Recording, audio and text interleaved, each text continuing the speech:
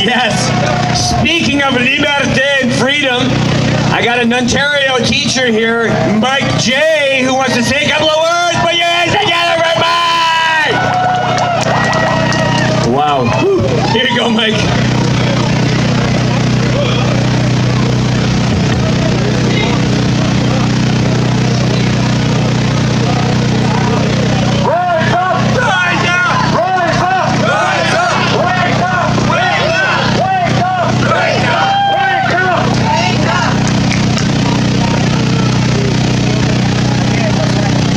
I've been wanting to do this one for a while.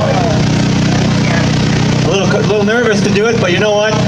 You can't be nervous when it comes to your safety and your life and your freedom. You just gotta go for it and say what's in your heart. On May 30th at Queen's Park, I said that eventually, quote, eventually the police will support us because we're fighting for them too.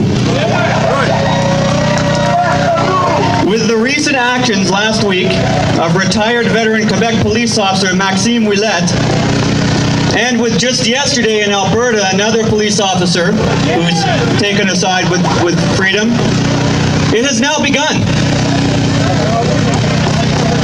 I pray to God, Officer Ouellette's example will resonate with our great law enforcement officers that are here and across the country, and even our military, our great Canadian soldiers. I pray his example will help you to remember why you all became law enforcement. To remember when you were children with dreams of being a police officer to fight against injustice. To remember and realize that you got to chase your dreams and make it a reality to be a police officer. Like we all get to chase our dreams in this country, this wonderful country. But your children, our children, your children's children, our children's children. Dreams is all they will ever have if these criminals in power succeed.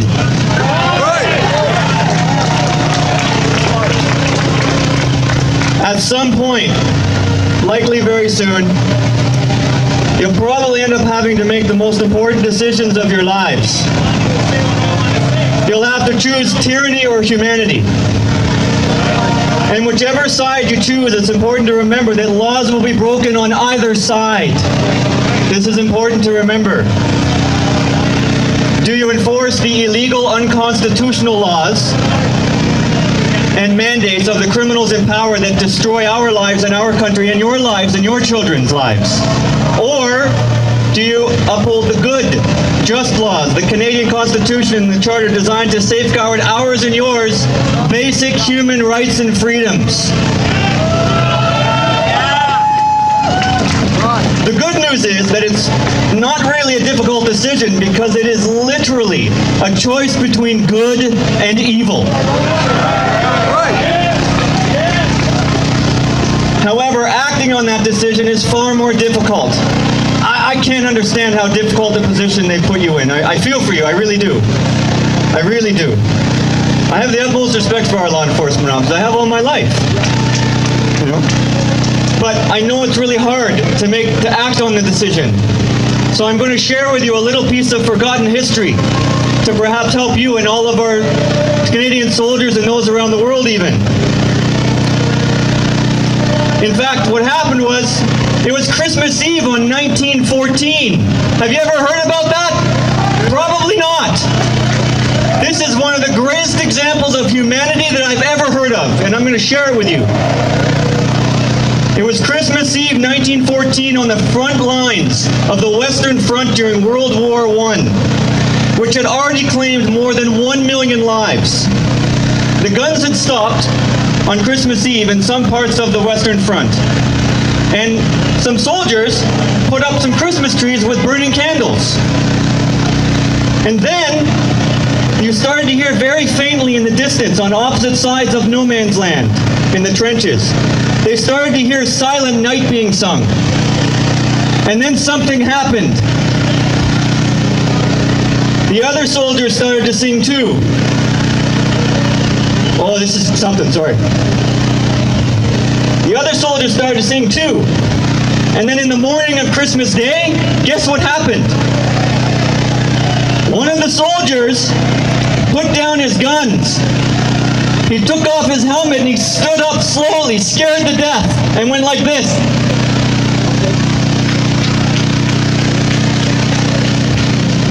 And guess what happened then? A soldier from the other side, a German soldier, he got up slowly. They were nervous. At first they pulled their guns, because it's the opposite side. They all got their guns ready. But then one of the German soldiers realized what was happening, and he put down his gun and he did the same thing. And they got up and they walked to the middle of no man's land, in the middle of World War I. And they started to shake hands. And then they started to give each other some gifts. What little they had, they gave some chocolate or some various things they had to the opposing side. Both sides did this. And then you know what happened? They started to show each other pictures of their children and their loved ones. And they realized, what the hell are they doing sitting here trying to kill each other when all they want to do is be with their families?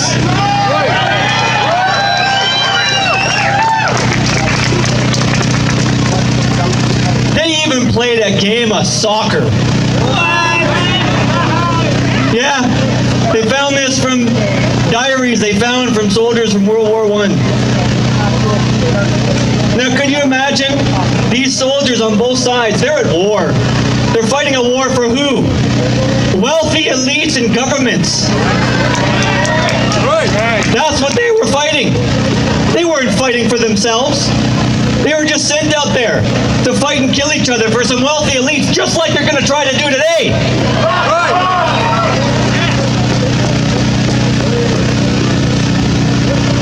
Unfortunately, it only lasted that one day because they started to hear firing and artillery in the other various parts of the Western Front. Oh yeah, and there was one soldier, a young soldier, who was very upset with them at the time. His name was Adolf Hitler. Yeah, of course he'd be upset.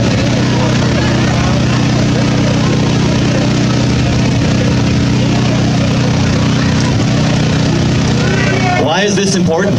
Why did I share this story with our fellow officers and to talk to all the soldiers around the world? Because they're pitting us against each other. But we're on the same side.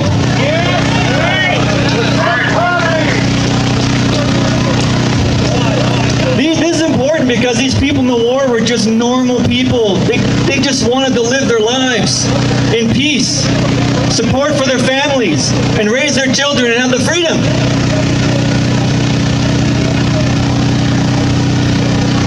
For one moment, their hearts said one thing: no. That's what those soldiers did that one day. They said no. And today we're here to say no. I am not going to fight. I'm not going to go and put my life on the line for a bunch of wealthy elites who want to take my God-given rights away.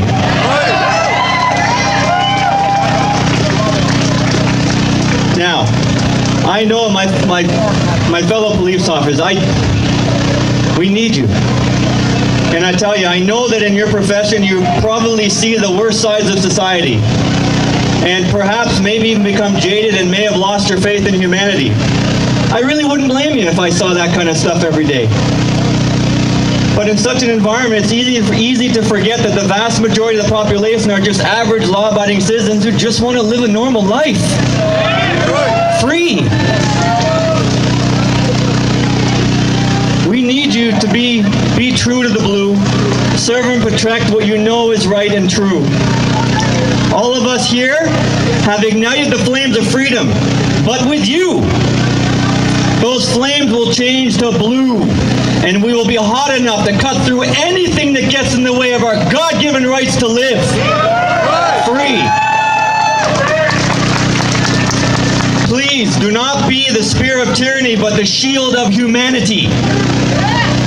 Don't be their boots, the globalists. Don't be their boots of oppression, but the hand of protection. Because I know you are, and I know that's what you want. Please arrest the criminals in power for their egregious crimes against humanity so Parliament and the courts can reopen and prosecute all of these people involved.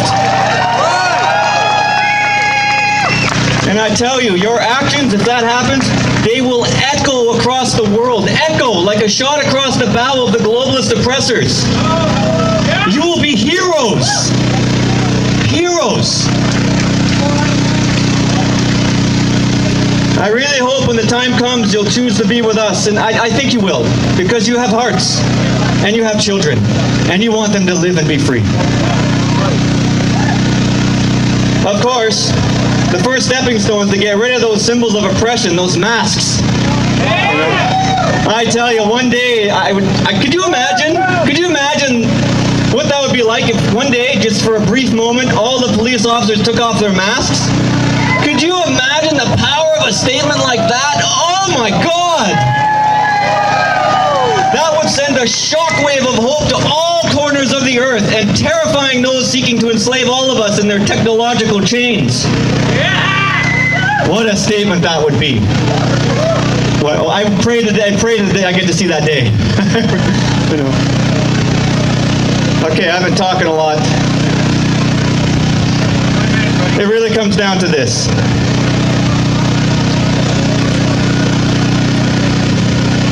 We need you.